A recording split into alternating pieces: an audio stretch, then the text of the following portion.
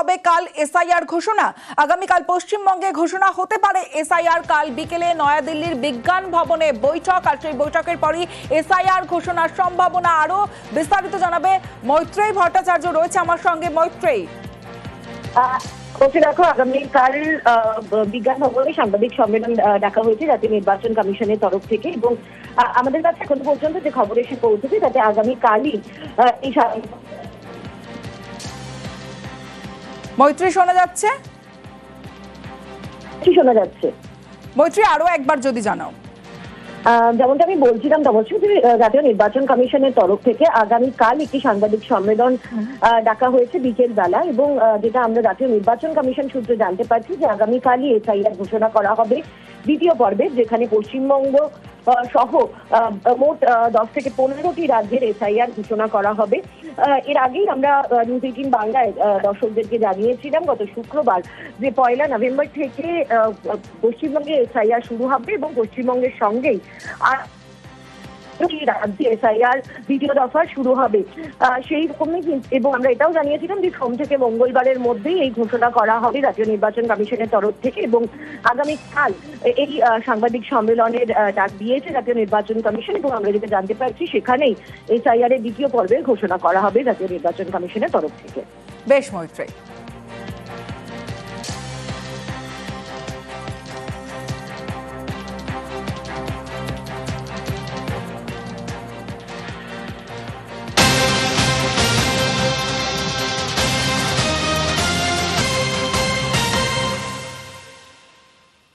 শুভেন্দুর এসআইআর হুঙ্কার, 1 কোটি নাম এসআইআরে বাদ যাওয়ার হুঙ্কার। চড়াসুর বিরোধী দলনেতা শুভেন্দু অধিকারীর। ভোটার লিস্টে কারচুপির চেষ্টা, অভিযোগ কুণাল ঘোষের। রাজবংশী মতুয়ারা বিপদে পড়ছেন, অভিযোগ করেছেন কুণাল ঘোষ। দিশাহীন রাজনীতিতে বিজেপির তোপ তৃণমূলের।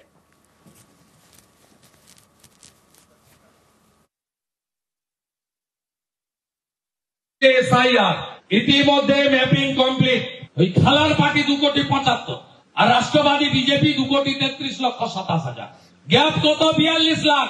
1 কোটি নাম এসআইআর এ বাদ যাবে। এসআইআর এর পরে কোনো গ্যাপ থাকবে না। 2024 39%, আমাদের 40% রিজার্ভ। ওর ভুয়া ভোট, মৃত ভোট, বাংলাদেশি মুসলমানদের নাম বাদ যাওয়ার পরে কোনো গ্যাপ নেই। বাংলা যেগুলো সমস্ত পাওনা সেগুলো দেয়নি, কুৎসা করছে, বাংলা ভাষায় কথা বললে বাংলাদেশি বলে পুশব্যাক করছে। এখন ভোটার লিস্টে কারচুপি করতে নেমেছে। যে মডেলে ওরা কারচুপিটা করতে চলেছে তাতে দেখা যাচ্ছে যে ওরা বলছে টার্গেট করছে যেন মুসলমানদের একটা ভাব দেখাচ্ছে, কিন্তু তাতে বিরাট পরিমাণ হিন্দু মানুষ বিপদে পড়ে যাচ্ছেন। রাজবংশী কারা হিন্দু, মতুয়া কারা হিন্দু। ওরা একটা দিশাহীন পলিটিক্স করছে, মানুষের শেকড় নিয়ে টানাটানি করছে। মুসলিম ভোট চান না একথা কোনোদিন বলেননি, দাবি শুভেন্দু অধিকারীর। আর এ নিয়েই তরজা। তৃণমূল কটাক্ষ করে বলছে মুসলিম ভোট ছাড়া এ রাজ্যে বিজেপি ভালো ফল করতে পারবে না। এটা বুঝতে পেরে ভোটের আগে এখন এভাবে সুরবদল। আমি মুসলিম ভোট চাই না এ কথা কোনোদিন বলি না। আমি যেটা ধ্রুব সত্য বলি যে আমরা মুসলিম ভোট পাই না।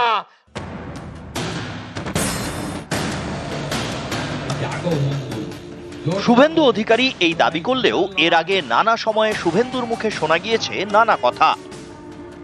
আপনারাও বলেছেন সবকা সাথ সবকা বিকাশ, আর বলবো না। বলবো जो हमारे साथ हम उनका साथ, सबका साथ सबका विकास बंद करो, नो नीड संख्यालघु मोर्चा। এখানেই শেষ নয়, রীতিমতো হুমকির সুরও শোনা গিয়েছে। ওদের দলের যে কটা মুসলমান এমএলএ জিতে আসবে, বিজেপি সরকারে আসবে, চ্যাংদোলা করে তুলে রাস্তায় ফেলবো। শনিবার দক্ষিণ দিনাজপুরের গঙ্গারামপুরে কিন্তু শুভেন্দু অধিকারীর গলায় অন্য সুর। আমি মুসলিম ভোট চাই না এ কথা কোনোদিন বলি না। আমি যেটা ধ্রুব সত্য বলি যে আমরা মুসলিম ভোট পাই না। গত কয়েক বছরে বিধানসভা লোকসভা ভোটে তৃণমূলের সাফল্যের পেছনে বড় ফ্যাক্টর মুসলিম ভোট। পশ্চিমবঙ্গের জনসংখ্যার প্রায় 30% মুসলিম। 25% থেকে 90% মুসলিম ভোটার রয়েছেন এমন বিধানসভা আসনের সংখ্যা 146টি। 24-এর লোকসভা ভোটে এই 146 আসনের মধ্যে তৃণমূল এগিয়েছিল 109টিতে, বিজেপি 25টিতে। 21-এর বিধানসভা ভোটে 146 আসনের মধ্যে 131 আসনে জেতে তৃণমূল, বিজেপি জেতে 14 আসনে। এই অঙ্ক মাথায় রেখেই কি শুভেন্দু অধিকারীর গলায় অন্য সুর? তৃণমূলের মুসলিম ভোটে ভাগ বসাতে না পারলে যে এই রাজ্যে ভালো ফল করা কঠিন, সেটা বুঝতে পেরেই কি ভোটের আগে এখন সুর বদল? ভারতীয় মুসলিম আপনাদের নিয়ে আমাদের কোনো সমস্যা নেই। আমি মুসলিম ভোট চাই না এ কথা কোনোদিন বলি না। আমি যেটা ধ্রুব সত্য বলি যে আমরা মুসলিম ভোট পাই না। নরেন্দ্র মোদী সব দিয়েছেন, ভারতীয়দের দিয়েছেন, জাত দেখেননি, ধর্ম দেখেননি।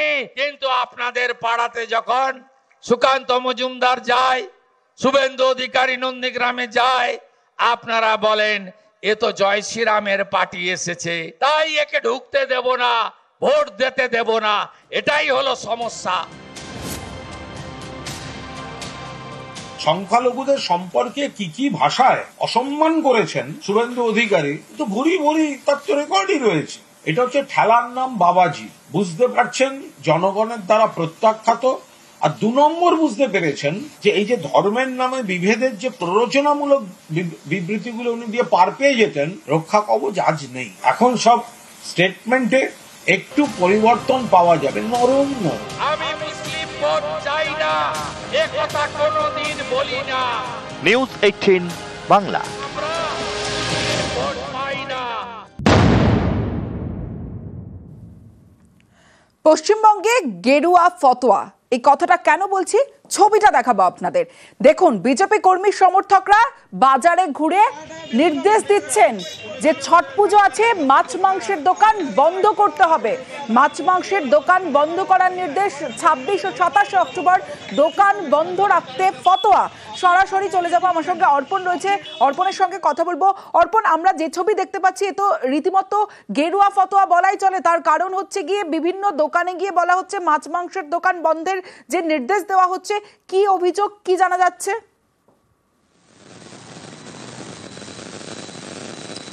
দেখো, একেবারে অন্ডাল যে বাজার রয়েছে সেখানে কিন্তু বিজেপির তরফ থেকে প্রত্যেকটি মাছ এবং মাংসর যে দোকান, সেই দোকানদারদেরকে কিন্তু বলা হচ্ছে 2 দিনের জন্য দোকান বন্ধ রাখার জন্য। কারণ ছট পুজো রয়েছে, তাই মাছ মাংসের দোকানের উপর একেবারে রীতিমতো কিন্তু বিজেপির তরফ থেকে ফতোয়া জারি। এবং বেশ কিছু দোকান বন্ধ থাকলেও বেশ কয়েকটি দোকান খোলা রাখে এবং তাদেরকে গিয়েও রীতিমতো হুমকি দেওয়া হয় দোকান যারা ব্যবসায়ী তাদেরকে। এমনই অভিযোগ, কারণ যারা মাছ মাংস ব্যবসায়ী রয়েছে তারা কিন্তু বিপাকে পড়ছেন। কারণ 2 দিন ধরে যদি দোকান বন্ধ থাকে তাহলে তারা কি করবে ভেবে উঠে পাচ্ছেন না। অবশেষে কিন্তু প্রশাসনের দ্বারস্থ হয়। অন্যদিকে কিন্তু এই যে অভিযোগ করছে যে সমস্ত দোকানদাররা রয়েছে, অর্থাৎ মাছ মাংস ব্যবসায়ীরা, তাদেরকে রীতিমতো কিন্তু দোকানে গিয়ে যারা দোকান খুলেছে খোলা রেখেছে তাদেরকে রীতিমতো হুমকি দেওয়া হয়, এমনই কিন্তু অভিযোগ করছে। কারণ সেখানকার যারা ব্যবসায়ীরা রয়েছে তাদেরকে বলা হচ্ছে বিজেপির তরফ থেকে মাছ এবং মাংসর দোকান যাতে করে বন্ধ রাখা হয় এই 2 দিন। এবং কিছু দোকানদার তাদের কথা শুনলেও বাকি যে সমস্ত মাছ মাংস দোকানদার বেশ কিছু রয়েছে তারা কিন্তু নিজেদের সিদ্ধান্তে অনড়, তারা দোকান খোলা রেখেছেন। অবশেষে সেই খোলা দোকানগুলিতেই কিন্তু বিজেপির কর্মী সমর্থকেরা তারা কিন্তু যায় দল বেঁধে একেবারেই, এবং তাদেরকে কিন্তু দোকান বন্ধ করার কথা বলা হয় এবং তাদেরকে হুমকি দেওয়া হয়, সেটা অভিযোগ করছে। পরবর্তী ক্ষেত্রে তারা পুলিশ প্রশাসনের দ্বারস্থ হন এবং প্রশাসন তারা এসে সেই ব্যবসায়ীদের বলেন যে ব্যবসা নিজের এবং বন্ধ রাখার সিদ্ধান্ত খোলা রাখতে পারেন, না চাইলে যেটা তারা চাইবেন ব্যবসায়ীরা সেটাই যাতে করতে পারেন। পুলিশ আসার পর আশ্বস্ত হয়েছেন ব্যবসায়ীরা।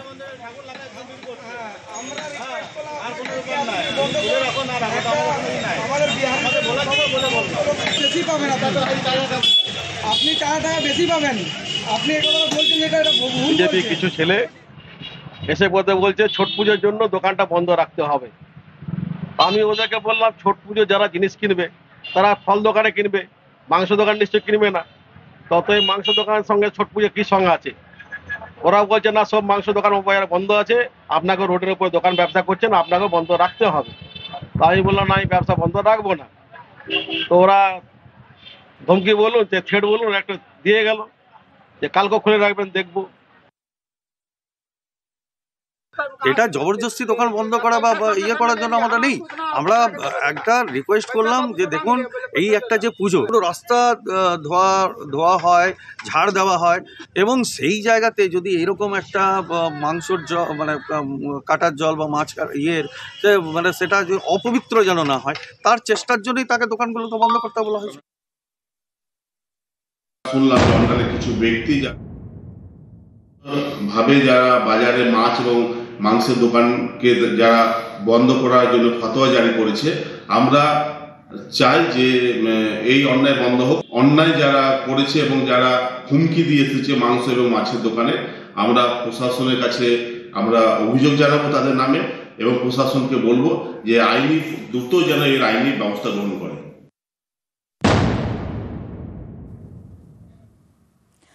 বালি মাফিয়াদের হাতে খুন বৃদ্ধ, ভাইকে বাঁচাতে গিয়ে খুন দাদা। কান্দি থানা এলাকার দক্ষিণ পাড়ার ঘটনা।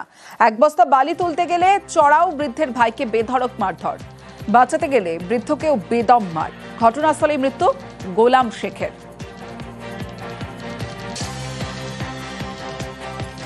নদীর ধারে এক বস্তা বালি গরুর গড়াইতে পারলে তোমার আমি নিয়ে আসছিলাম, দিয়ে ওরা ধরো আস্তায় দাঁড়িয়ে ছিল, দিয়ে ঘিরে ছিল তোমার আস্তাটা ছেড়ে দাও, আমি চলে যাই, তবে যে আস্তাকে ছাড়বে রে বুঝলে, দেখো আমার এই চকে বসে দিল ফাইটা, দিয়ে আমার দাদা ছিল ওর ভাইয়ের বাড়িতে, বেরিয়ে আইলো আমার চকে ফাইট মেয়ে দিচ্ছে, আর আমি দৌড়ি পালিয়ে গেছে ধরো, দিয়ে আমার দাদা ছিল ওদের ছেলে পিলে মেয়ে ছেলে নিয়ে আমার দাদাকে ধরো দেখো মেরে ফেলে দিল।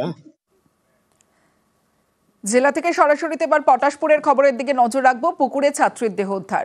ক্লাস 12-এর ছাত্রীর দেহ উদ্ধার আজ সকালে। নিখোঁজ ক্লাস 12-এর ছাত্রী, আর সেই ছাত্রীর দেহই পুকুর থেকে উদ্ধার হয়েছে। আমার সঙ্গে পঙ্কজ রয়েছে। পঙ্কজ, এখনো পর্যন্ত প্রাথমিক তদন্তে কি মনে করা হচ্ছে? দেখো তমস্যা, একেবারে পটাশপুরের 1 নম্বর ব্লকের কুতুবপুরের ঘটনা, একেবারে চাঞ্চল্যকর ঘটনা, যেখানে সকাল থেকেই কিন্তু ওই ছাত্রী, দ্বাদশ শ্রেণীর ছাত্রী নিখোঁজ ছিল। তারপরে কিন্তু দুপুর 2:30 নাগাদ পুকুরে ভাসতে রেখে স্থানীয়রা তারপরেই কিন্তু যে দেহ উদ্ধার হয়, তারপরে চাঞ্চল্য সৃষ্টি হয়। তবে প্রাথমিকভাবে তদন্ত করে যেখানে পুলিশ, পটাশপুর থানার পুলিশ ওই মৃতদেহ উদ্ধার করে নিয়ে আসে। এখন ময়না তদন্তের রিপোর্ট না আসা পর্যন্ত তবে সাপেক্ষ রয়েছে, যেখানে তদন্তের সাপেক্ষ রয়েছে। তবে কি করে মৃত্যু হলো নিখোঁজ থাকার পর একেবারে পুকুরের ভাসা অবস্থায় তার দেহ উদ্ধার হয়, একেবারে এলাকার মানুষ কিন্তু একেবারে যেখানে চাঞ্চল্যকর ঘটনা বলতে পারে, যেখানে দ্বাদশ শ্রেণীর ছাত্রী সকাল থেকে নিখোঁজ থাকার পর দুপুরে কিন্তু 2:30 নাগাদ এই পুকুরে ভাসতে দেখে স্থানীয়রা, দেখে কিন্তু দেহ উদ্ধার ঘটনা ঘিরে কিন্তু চাঞ্চল্য সৃষ্টি হয়। তবে পটাশপুর থানার পুলিশ ওই মৃতদেহ উদ্ধার করে নিয়ে আসে। তবে ময়না তদন্তের রিপোর্ট এলেই কিন্তু তা পরিষ্কার জানা যাবে যে এটা ঠিক কি হয়েছিল ওই ছাত্রীর সঙ্গে। বেশ,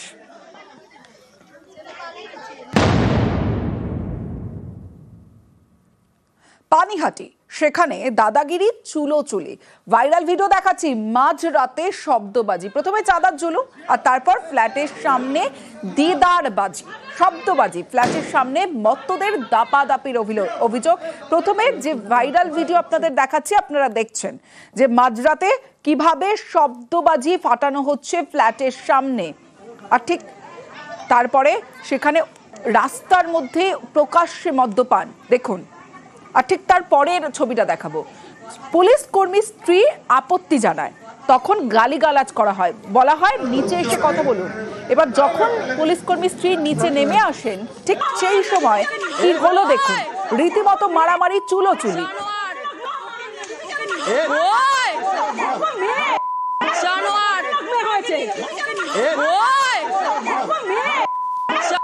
সুবীর রয়েছে। সুবীর, এই পুরো ঘটনাটা আমরা দেখলাম, তারপর কি হলো? দেখো, এই যে ঘটনা, অর্থাৎ দুই গোষ্ঠীর মধ্যে যে মারপিট, একদম রাস্তার মধ্যে ফেলে মারধরের ঘটনা, চুলোচুলি, অর্থাৎ দুজন মহিলা তার মারধর করছে এবং সেই জায়গা থেকে অন্যান্য মহিলারা আসছে, তাদের সঙ্গে কিন্তু একদম মাথার চোরাচুরি হয়ে চুল টেনে যে চর থাপ্পড় মারধর হচ্ছে। এই ঘটনায় কিন্তু খর্দ থানা পুলিশকে খবর দিলে পুলিশ ঘটনাস্থলে আসে, এবং ঘটনাস্থলে এসে যখন পুলিশ তাদেরকে জিজ্ঞাসা করতে যায়, তখন কিন্তু পুলিশকেও ঘিরে কিন্তু বিক্ষোভ দেখায় এলাকার বাসিন্দারা, এবং এই নিয়ে কিন্তু একটা উত্তেজনা উত্তেজনা তৈরি হয় এবং তারপরে কিন্তু গোটা ঘটনার তদন্ত শুরু করেছে খর্দ থানার পুলিশ এবং এখনো পর্যন্ত ঘটনায় কাউকে পুলিশ গ্রেফতার করতে পারেনি, যেহেতু পাড়ার দুটো গোষ্ঠীর মধ্যে গন্ডগোল। কিন্তু এই যে গন্ডগোল অর্থাৎ একদম শব্দবাজি এবং মদ্যপানের প্রতিবাদ করাতে পুলিশ কর্মী স্ত্রীকে এবং যে তার মেয়ে তারা যে হেনস্থা হলেন, তাদের সঙ্গে মারধরের ঘটনা ঘটলো, এই গোটা ঘটনা কিন্তু তদন্ত শুরু করেছে খর্দ থানার পুলিশ। বেশ, বাইরের পাড়ার লোকরা এসে বোমবাজি ফাটানো হচ্ছিল আমাদের ফ্ল্যাটের সামনে। তো আমাদের ফ্ল্যাটের থেকে 2-3 জন অবজেকশন করার পরে আমার মা অবজেকশন করে কি যাতে এরকম করে বোম ফাটানো না হয়। খুব পোলাইটলি, খুব ভালোভাবে ওদেরকে বলা হয় তাকে বোমটা না ফাটানো হোক। আর ওরা খুব অ্যাগ্রেসিভ ভাবে বলে যে এখানেই বোম ফাটাবো, আরো বোম ফাটাবো, এখানেই বোম ফাটবে, কে কি করবে দেখে নেবো, আমরা এই পাড়ারই লোক আর আমরা এখানেই বোম ফাটাবো, তুমি কি করবে আমরা দেখে নেবো। তো আমরা নিচে নেমে যাই, নিচে নেমে গিয়ে যখন আমরা বলি, ফট করে আমার গায়ে হাত দিয়ে দেয়। আর আমার গায়ে হাত দেওয়াতে আমিও চুপ করে থাকি না, আমিও আমার ডিফেন্সের জন্য আমিও আমার সেলফ ডিফেন্স করি, আমি ওনার গায়ে হাত দিই। আর তারপরে আমার মাকেও ধরে ওরা পেটায় প্রত্যেকটা বার, মানে আমার গায়েও হাত ওরাই প্রথম দিয়েছে, আমার মার গায়েও হাত ওনাই প্রথম দিয়েছে। তো আমরা খুব আতঙ্কে আছি, আমরা বাইরে যেতে এখন ভয় পাই। বেপাড়ার কিছু ছেলে ইন্দ্র দাস আর পৃথ্বিয়া চৌধুরী প্রথম কথা তো এখানে মদমাতালের মতন মদ পদ খাচ্ছিল। রাত তখন 2:15 থেকে 20 হবে, সেই জন্য আমি প্রতিবাদ করি। প্রথমবার আমি নেমেছি, ও যখন আমাকে হুমকাচ্ছিল নিচে নেমে ফেস টু ফেস কথা বলো, সেই জন্য আমি নেমেছি। সনদ দাস এসে ব্যাপারটাকে হ্যান্ডেল না করে উস্কে জিনিসটাকে আরো বাড়িয়ে বিশৃঙ্খলার পরিবেশ তৈরি করলো। হ্যাঁ, আমরাও মেরেছি, একটা পুলিশ কর্মচারীর বইয়ের গায়ে হাত দিয়েছে, ছেড়ে দেবো? আর 3টা-3:30 অব্দি বোম ফাটিয়ে গেছে। এই কলকাতা পুলিশের বাচ্চা, নিচে নাম, দম থাকলে নিচে নাম, অশ্লীল ভাষায়।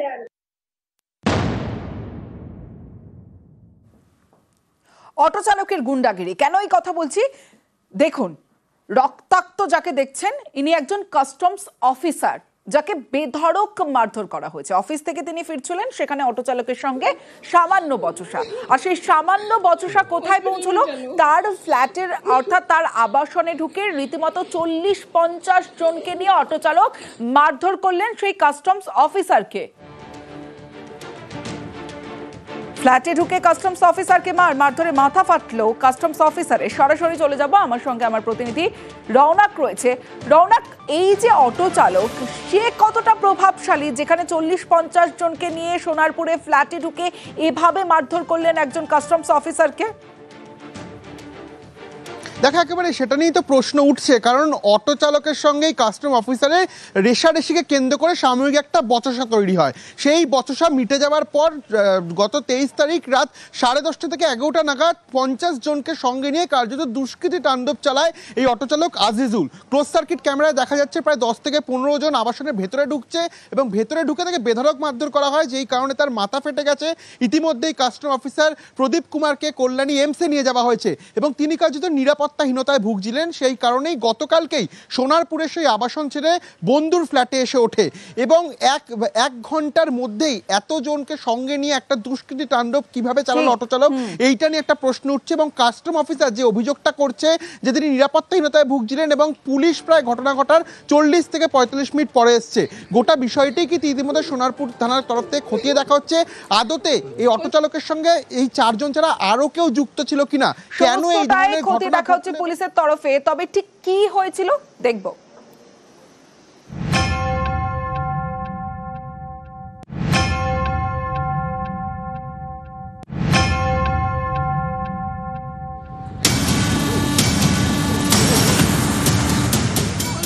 মাথা ফেটে গলগল করে রক্ত পড়ছে।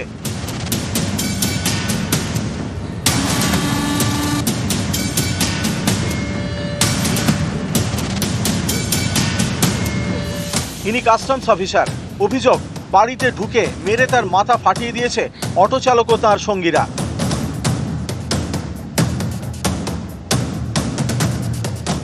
বৃহস্পতিবার রাত তখন প্রায় 10টা। আবাসনের সামনে বচসা। 1 ঘন্টা পরে আবাসনের ভিতরে দলবল নিয়ে ঢোকে অটো চালক আজিজুল গাজী। দক্ষিণ 24 পরগনার সোনারপুরের এই আবাসনের ফ্ল্যাটে স্ত্রীর সঙ্গে থাকেন কাস্টমস অফিসার প্রদীপ কুমার। फ्लैटे ढुके मेरे तार माथा फाटी दिया है। वो 50 लोग घर में घुस के मार के गया है और अभी कंडीशन ऐसा है कि मेरी वाइफ, मेरा और मेंटली संतुलन ठीक नहीं है। ठीक है ना। বৃহস্পতিবার রাত 9টা অফিস থেকে বাড়ি ফিরছিলেন কাস্টমস অফিসার প্রদীপ কুমার। অভিযোগ, সেই সময় তার গাড়ি ওভারটেক করে একটি অটো। এই নিয়ে অটো চালক আজিজুল গাজীর সঙ্গে বচসা বাঁধে কাস্টমস অফিসারের। ঝামেলা মিটিয়ে বাড়ি ফেরেন প্রদীপ কুমার, কিন্তু সেখানে বচসা থেমে থাকেনি। কিছুক্ষণ পরে সোনারপুরের ওই অফিসারের আবাসনে দলবল নিয়ে চড়াও হন আজিজুল। ফ্ল্যাটে ঢুকে তাকে বেধড়ক মারধর করা হয় বলে অভিযোগ। মেরে মাথা ফাটিয়ে দেওয়া হয়।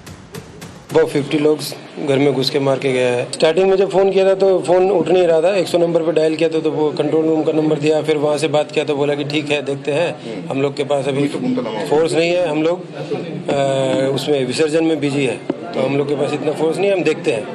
घटना होने के 40 से 50 मिनट के बाद पुलिस मेरे पास आया था।